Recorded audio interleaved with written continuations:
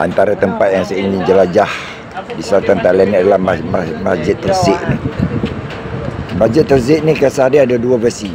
Satu boleh lihat di Google, type saja Masjid Tersik akan keluarlah kisah dia, dan satu daripada mulut ke mulut di kawasan orang tersebut. Itu ada kesan-kesan peluru dan pernah diserang oleh anggota keselamatan, di ambush selepas malam Jumaat menyebabkan kematian banyak jiwa.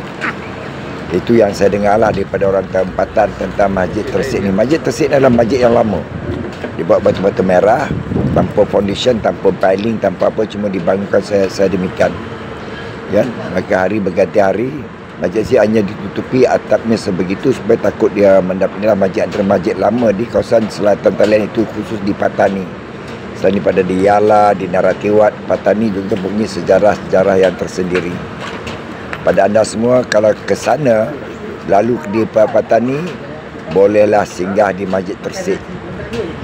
Saya daripada rantau panjang, masuk Golok, Narathiwat, Yala dan Patani, terus Songkhla, Hanyai dan turun ke Sadau. Sengaja saya ingin melihat tempat-tempat yang bersejarah, yang menarik minat, sebab saya seorang peminat sejarah.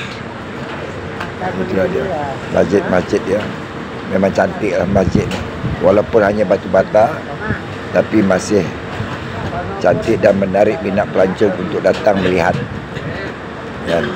Kawasan persekitarannya cantik. Kononnya masjid ni dibina oleh seorang warga Tionghoa. Dua beradik, satu tu bina betul Buddha dan satu tu buat masjid lah di sini. Itu kawasan dataran dia. Memang cantik.